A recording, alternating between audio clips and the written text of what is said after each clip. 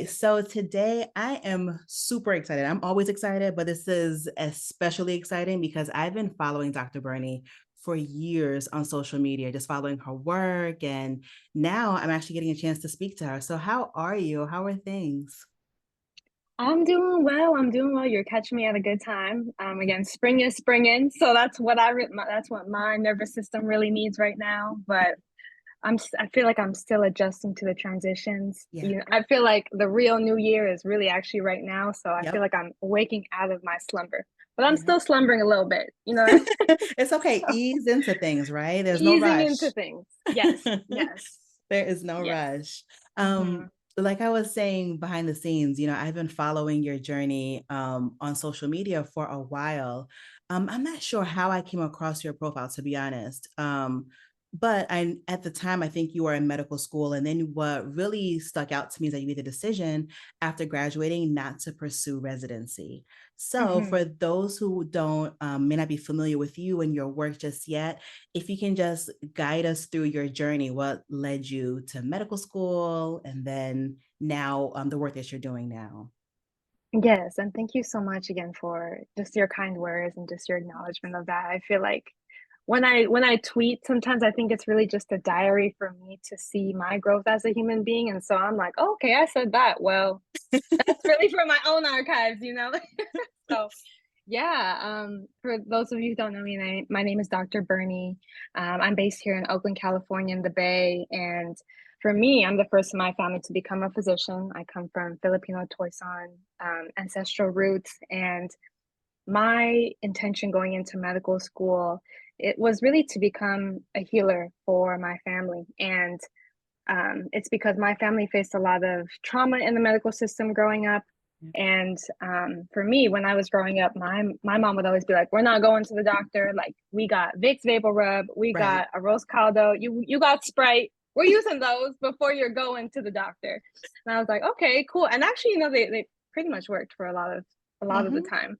Mm-hmm. But my mom did have very serious reproductive health issues where she did have to go to the doctor when I was at a very young age, faced a lot of trauma with the doctor there, had a operation without full consent, not knowing the consequences of her procedure, Oh God. and it just totally traumatized her. And also also she became very disconnected from her body. Mm-hmm. And I just saw that as I was growing up. And I think the beautiful thing now is that she was really able to heal her body through a lot of ancestral healing. So a lot of spiritual counseling, acupuncture, massage therapy.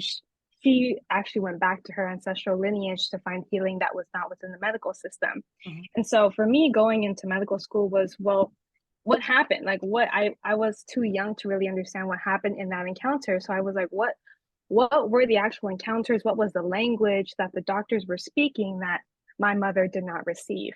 Mm-hmm. And going into medical school, I actually realized why my mother would tell me we're not going to the doctor. And I would realize that her story was not just her story, but the story of so many Yeah. Black, Brown immigrant women and people and communities where we've had to create our own ways of healing ourselves because this dominant medical system has not been accountable to the history of violence and exploitation against our communities. Yeah. And so I went into medical school, learned all of the clinical reasoning, and was really into health equity, health justice. Even as a young student, would I feel like I'm just an inner, entrepreneur. I would create like the Freedom School, and with a couple folks nationwide, we created the Institute for Healing and Justice in Medicine, which totally reversed, helped with the movement of reversing the use of biological race and clinical algorithms. Like, just Oh, wow. advocacy was really big in medical school. However, 2019, 2020, I just felt this tugging feeling of like something was not right. And Yeah. even though I was, getting accolades and awards, and I was doing a lot of health equity work and pushing forward in a lot of the racial justice work in medicine, I still felt this emptiness. And it was very stark and true to me. I'm very like, I can't do just one thing. So literally, since being in the Bay, I would like go to medical school. I would like go to class and like learn about clinical reasoning and Mhm. coagulation cascade. And then after I would go to organizing meetings, actually here in the Bay Area. So I Wow. would be in conversation with like the doctor to the Black Panthers and like all of the community activists and elders who they really laid such a groundwork for so much of the health activism, community justice here. And I felt a big disconnect between the ivory tower and community. So in 2019, I was 24 at the time. And again, after medical school, I would go to this youth entrepreneurship program. Mhm. And I basically had this idea for Freedom Community Clinic that was based off this inspiration of what would a healing healthcare system look like for my Mhm. mother Mhm. that builds off of the traditions and the amazing histories of like the Black Panther Party and Asian Health Services, Clinica de la Raza over here, and brought a youthful spirit to healing and healthcare. And I pitched it, got $500, and was like, basically during medical school, I would go to class and then we would organize these healing clinics Mhm. out in freeway underpasses or at Wow. taco shops, at youth centers. Yeah, where we would have this blend again of like ancestral indigenous healing with Western medicine. And Mhm. we would like literally organize out of my car trunk and like my Wow. friends' garages. And it was just so fulfilling to me. And then going into my clinical year, 2020, the big 2020, I would dread going into the hospital. And we can talk, more about that. But I hated going into the hospital. I felt like I Yep. wasn't being helpful to my patients. I Yep. felt like I was just spitting out algorithms and not a full human being. And Yep. then I would go to our clinics. And it was during the time of 2020 with the George Floyd racial justice protests. So we would have these big street healing clinics with Black and brown healers right after racial justice protests. And the healing in the community that I saw it just brought me so much joy in ways that the hospital just did not. And I could Yeah. not see myself. Um, Yeah. it just was like a spiritual tug at me because Right. I was like, wow, I've invested so much in this. I'm also the first Yeah. generation to become a doctor, but it just feels so wrong. And I feel so depressed and anxious and just didn't want to be there in spite of also these accolades. Mhm. And so, yeah, end of 2020, I had to break it to my parents. And there was just something in me that was like, I think we raised maybe like 20, 30K in Venmo donations. But Mhm. something in me was like, this is so powerful what we're Yeah. witnessing on the street. And just something in me was like, I need to just pursue that full time. Like I Yeah. don't know how to explain it. That And spirit, then spirit led you. spirit led As me. yeah, Yeah. as I'm listening to you, I can relate to so many things. The first Mm-hmm. thing is that my mother growing up, she also had some health issues, and I would see her. Mm-hmm. Hers were gynecological, and she Yeah. constantly for years Mm-hmm. was like going through surgeries and things like that. So my spark to go into medicine was just seeing, oh, when she'd go Mm-hmm. to the doctor, she'd have a Yeah. surgery and she'd get better. She'd feel a little bit better Mm-hmm. for some time. Right.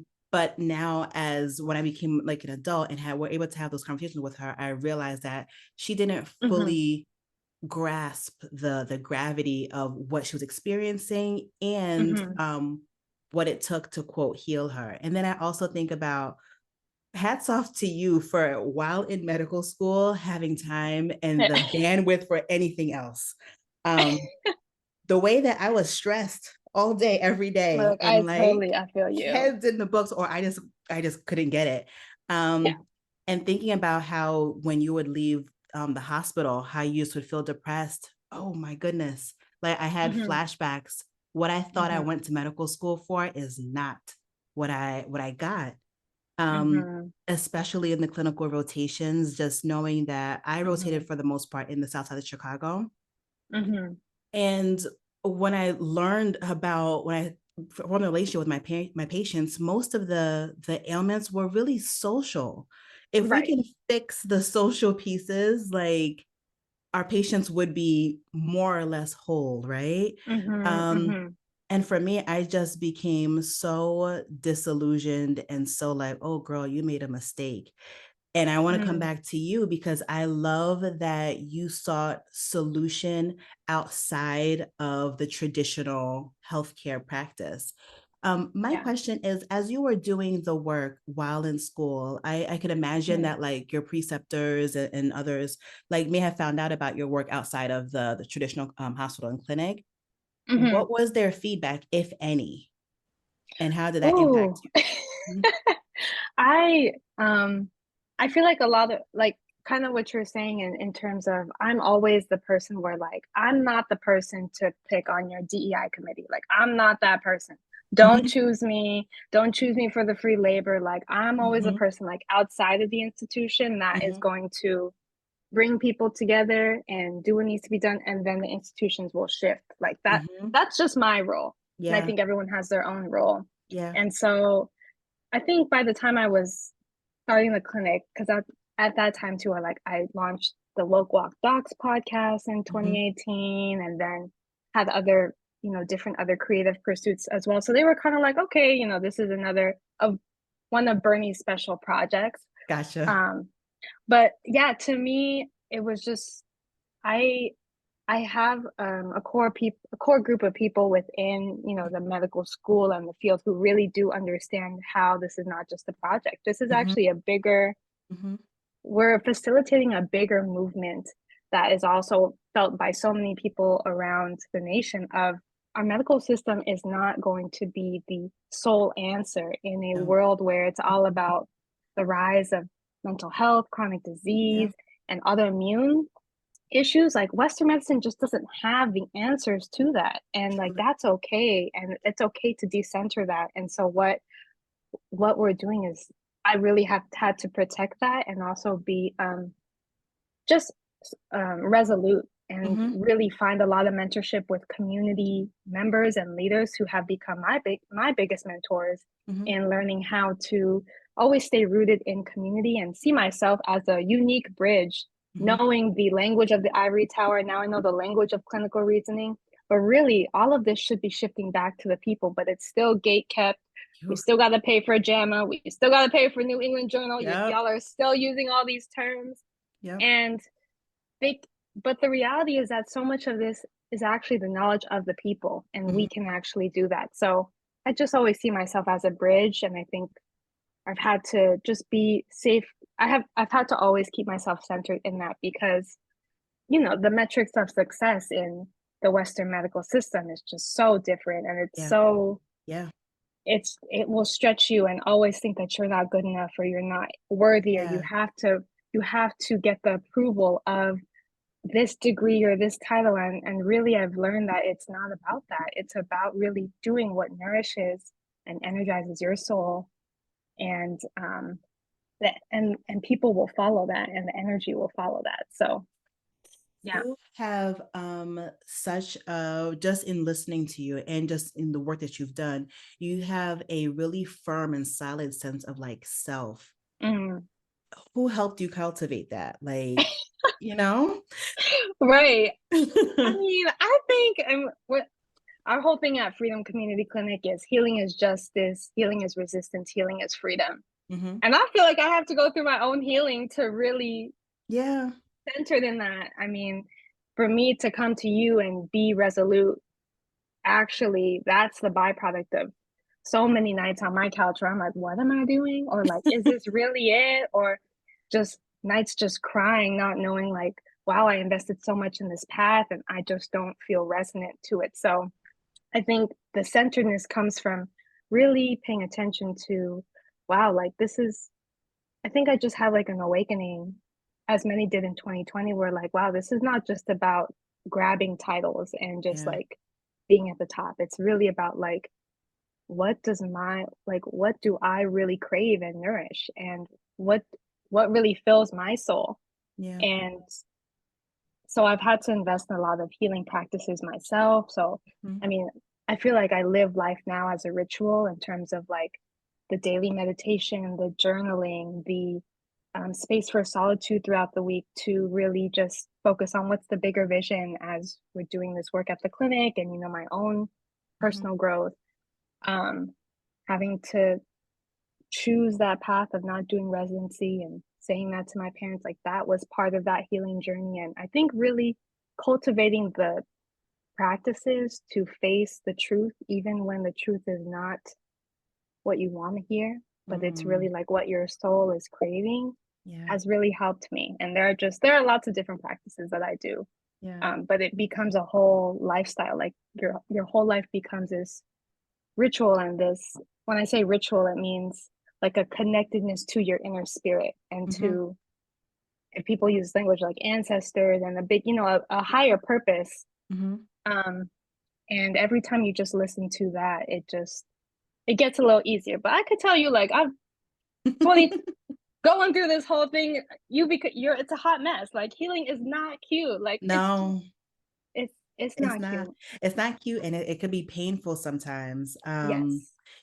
I feel like as people who like young people, right, we're told a Hmm. lot of who we are, right? Right. And then we're like, okay, we take that and we run with it. And then when you are feeling like, oh, that doesn't actually resonate, that actually isn't me, to actually Hmm. come back home to you is so uncomfortable. Not only in telling the world around you, like your parents and your loved ones, like that actually doesn't make sense for me, but also accepting Hmm. it for yourself is like, oh, Mm. this doesn't feel good. It's not comfortable, you know? Yes. So I feel you. It is healing is not cute. It is not cute. It is not comfortable, It's but it's not so, cute. so worth it. Um, Yes. did you grow up in the Bay Area or did school bring you there? School brought me here. Okay. I'm, yeah, born and raised in LA, and then Okay. went to Harvard for undergrad, lived in India for a year, and then went to the Bay Area. And I do feel like the Bay just has a very special, probably in the past life I was from the Bay, just it's such a special place of just Mhm. like, we gonna do it without the approval of no one, just the independent hustle, just Mhm.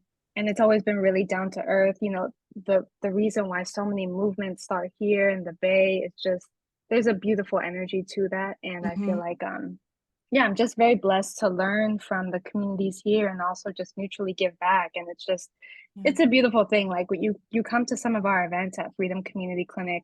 So yeah, now I mean 2019 car trunk garage, like just Right. scrappy, do whatever. Now Right. we have two big locations, brick and mortar locations. Two, that's Every single amazing. Yeah, so Wow. we call them community healing sanctuaries. They have daily healing offerings, everything from community acupuncture to integrative medicine consultations to danza azteca to just, yeah, African Wow. spiritual rituals, just like really beautiful, beautiful healing offerings, again, to signify that all of these things happen at the clinic, like Mhm. dance classes, all of that, like that is medicine. Yeah. So that Yeah. happens throughout the week. And then we're actually at schools now. So every single week we have healing electives in partnership with the school districts on the middle school, high school, and university level. Pretty Wow. wild. And then we also, on top of that, still are out in the streets. So we usually hold 4 to 5 clinics a month with organizations here. So it's really active. Wow. And why did I say that? I said that. Original question was, I forgot, but I'm sitting here in awe. Like, that's yeah, incredible. So just to think yes, that, 2019 to yeah, 2024 really isn't that long of a time. And yeah, with all that's been happening in the world, right? yeah, Pandemic, hmm, recession, or inflation, whatever they're calling it. And you've been yeah. able to do all of this in such a short amount of time is just really incredible. And the Thank type you. of work that you're doing too is amazing. You mentioned Yeah. before that you consider yourself like a bridge. Hmm. Um, so you just detailed the things that you offer at the clinic and also in relationship with the school district. So, um, one question that came up was, um, to those who are typically marginalized, where like resources like money just isn't available, um how do they receive services? Like, is it through people donating their time to do these healing things? Everything we do is actually for free for community. Or yeah. Wow. And I think what's so powerful, I'll tell you a story where, like, okay, so 2019 we got like all of this beautiful grassroots donations. We Mhm. only spread the word through Instagram, Wow. and it just got out to folks. And then 2020 and 2021, I get this like DM in my personal DMs and Mhm. Instagram, and it's from this dude named Ruben. I'm like, who is Ruben? And I look at the message, and Ruben's like, hey, Bernie. Hey, Dr. Bernie. Like, I know that you probably don't know me. My name is Ruben. I work for the UC Berkeley Basic Needs Center, which serves first generation students of limited income. And we're learning from our students that they're actually now going to student wellness services during this period of heightened racial justice. They're going to your street clinics. Wow. So we need we need to fix this, and we would like to have y'all as a satellite site here at UC Berkeley. And that was one of the first big contracts that we got, to create satellite sites at Mhm. different universities, different organizations, because it was just the momentum of what we did. Like, people would, their community members and the people that they served would actually, of these health orgs or these universities or institutions, they would go to our street clinics rather than the Right. existing services that they had. And Right. so all of the healing offerings that we have, whether it's schools, whether it's, the different street clinics, or even at our brick and mortar locations, they're all for free. And it's because we work with institutions we've literally, we're talking about culture shift. And I Mhm. told you, like, don't put me on your DEI committee, because I'm the person that's like, literally your people will come to us, and that means you have to shift your budget. You have to shift Mm. your agenda to fit what it really means to, you know, Mhm. embody racial justice, and to embody what it means to serve the people that you claim to be serving. And I Mm. think that's what true institutional cultural shift really is that, Yeah. like, there was no other way. And so at this point now, all of our services are really, they are through beautiful contracted services and just beautiful agreements with institutions on, yeah, this is what the people need, and we know what they need, and we resonate in a way that's really beautiful. So to be able to do that is such a big blessing, because I remember at the beginning, I was like, please, I was begging people to have a healing clinic for free. Like, I'll bring some, like, of these beautiful, healing herbs. Just like, Mhm. I remember there would be two teenagers at like my first workshop, and I would be doing all of that. So I always remember what it means to, um, just like, if it impacts one person and they feel Yeah. what you feel, like, that is totally enough, and that is so Yeah. beautiful. And then to Yeah. be able to do that on a collective scale, and talking about the success, like, we have a team of 7 amazing women, gender non-binary people of color. I represent more of the Western medicine. I do a lot of other holistic health stuff too, but we have Mhm. acupuncturists, and half of our team is under 30. We have artists, people who do herbalism and public health work and activism for undocumented communities. So all of that really comes together. Mhm. Um, and at our events, you'll see, like, at our grand opening last year of our brick and mortar location, we're also about to have one next week of our pharmacy and apothecary. We're opening a pharmacy and apothecary and a Wow. farm. I know, yeah, we could That talk is about so that in dope. a bit. Oh my Yeah, goodness. yeah, but Wow. like, the people who come, like, you'll see, like, these, like, super young, like, just like Mhm. teenagers, and then you'll Mhm. see some yuppies, but then you'll see like the street OGs, and then we serve a Mhm. lot of Spanish speaking communities, but then you'll see like some senoras Mhm. and elders, and it's just like, what's going on here? Like, Right. what's happening? But I think that's like what's the beautiful thing is Mhm. that that's what medicine is, and like, that's what community healing is. And Yeah. even during our opening ceremonies, like, we have Chinese lion dancers, and we have danza azteca, which is like a native mexica dance, and then we have like West African spiritual rituals. And it's just that, to be able to have people from different cultures witness what it means to heal Yeah. on different ways and different cultures is like, so Yeah. it's beautiful. And Powerful. then Yeah. yeah, you realize that it's not, healing and medicine is not just like, doesn't have to happen in a sanitized hospital building or a clinic. It Mhm. can really happen in a community setting. And just really grateful for our team, for the people, for the communities that are uplifting our work and boosting it. I think that's really what gives us momentum and inspiration for even new ideas. Like I said, um, we're launching our community pharmacy and apothecary next Saturday. It's going to be lit. And then we're opening an ancestral healing farm, which is it. I would have never expected that, like, Mhm. 2019 Bernie would be like, we're gonna open a farm. Yeah. But it actually connects to this bigger picture of like what we say is whole person healing. Yeah. um, for our people. I love that. What's so beautiful about your story, not only the impact, but it just illustrates so beautifully just trusting your gut and making that first step.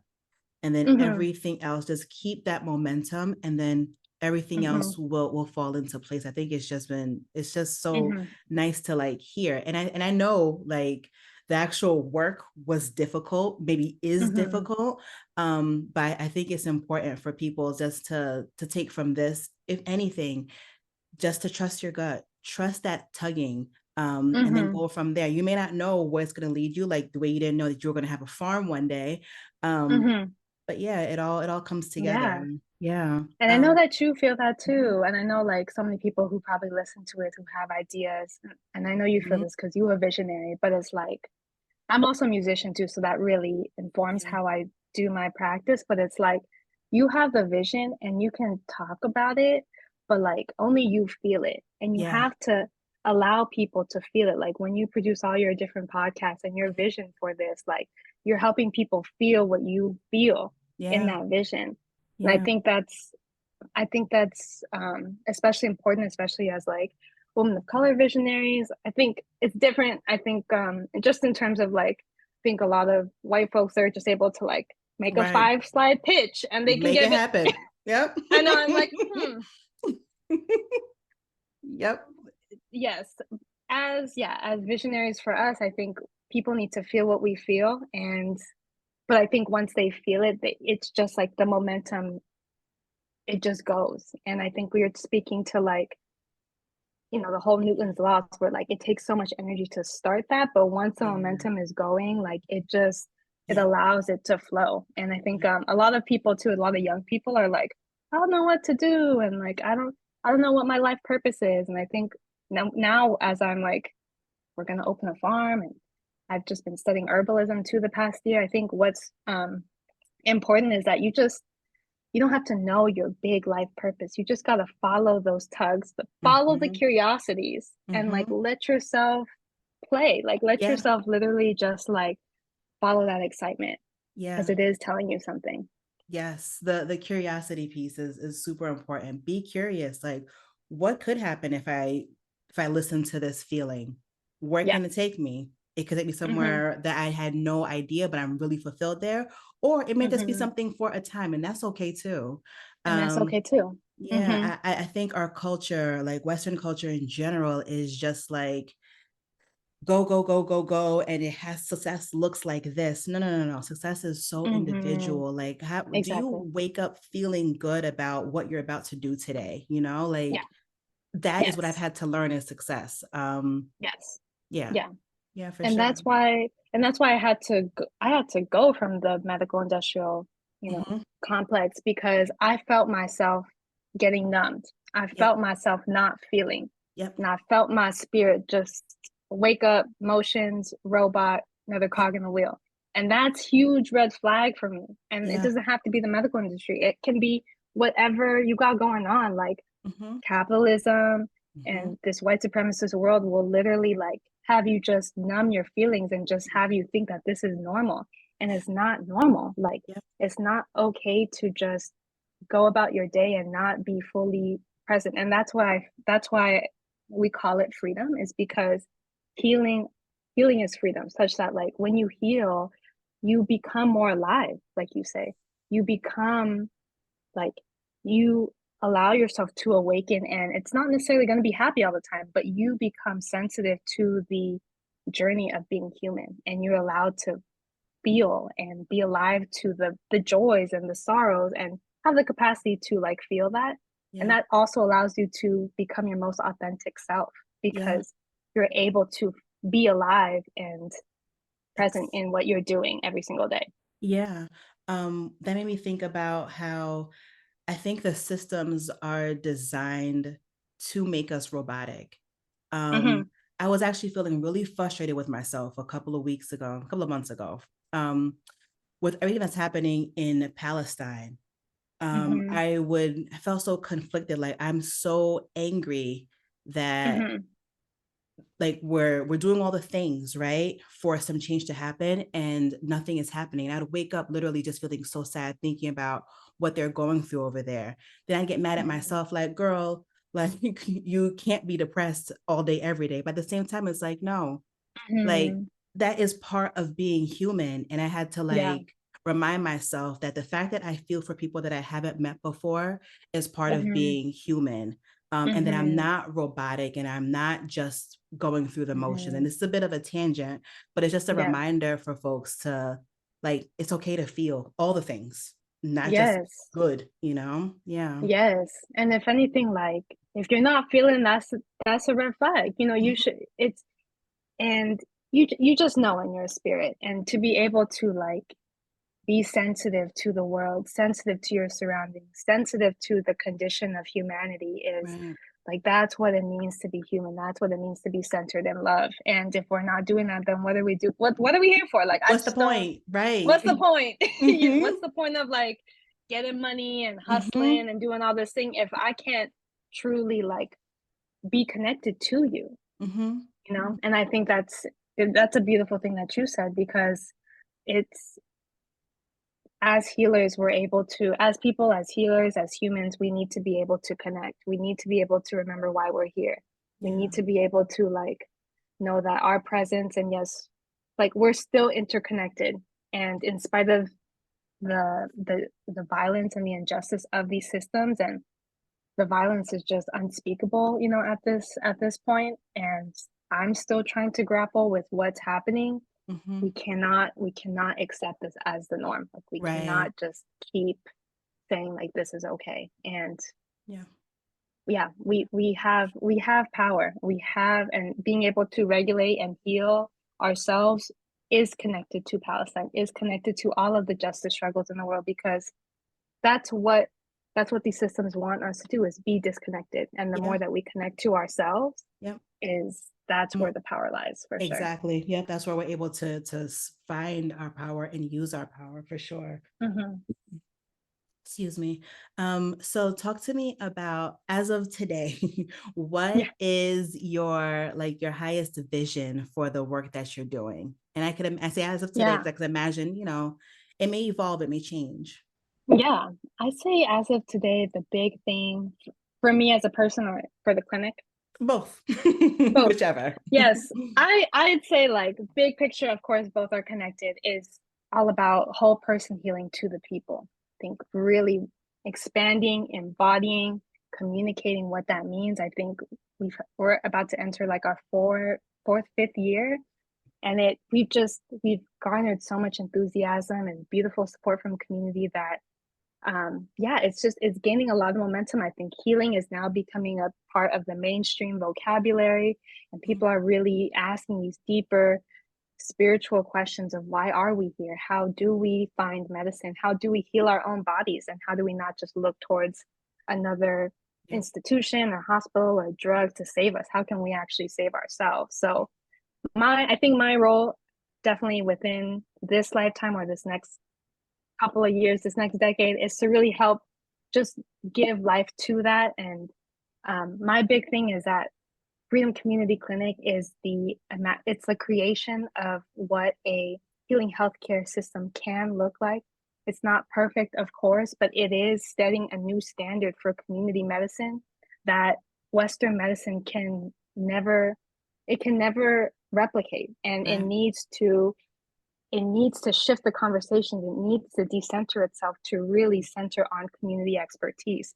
And so we're just that experiment of that. And I'm always talking about how now as a movement, I think we really need to shift from not only knowing what we're against and saying like, oh, we need to like change the system. Of course, you know, people in the system are very important because that is our reality. However, if we just focus on the system of oppression, we're still focusing on the oppressor.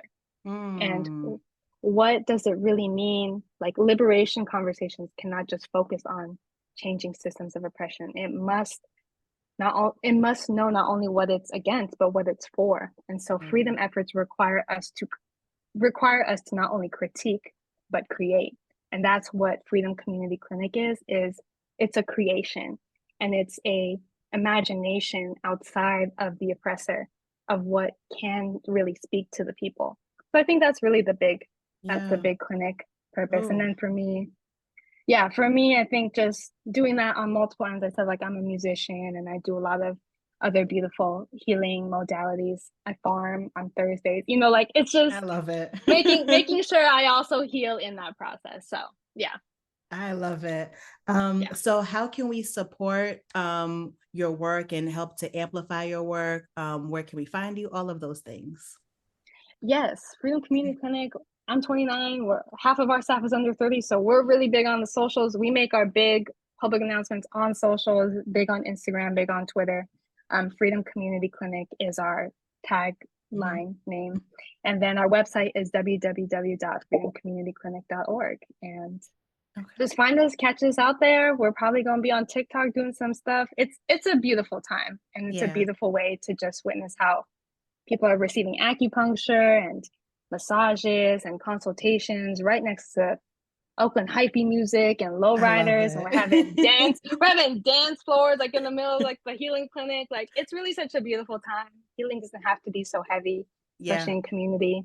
So you'll find us out on the streets too, and just having a beautiful time. And we're I love excited it. because this year is going to be really big as we're launching a lot of beautiful things. I love Um, it. and yeah, and just communicating how we do what we do to other folks, other communities as well. I love it. Thank you so, so much. I will have all Thank of you. the links down below in the show notes. That way it's an easy click to go ahead and support, follow, amplify, all of those good things. Thank you so much, Dr. Bernie. It's been a joy Thank speaking to you. you. Thank you so much. Yeah, time flew. This was Yes, awesome. yes. Yes, thank Thank you. you.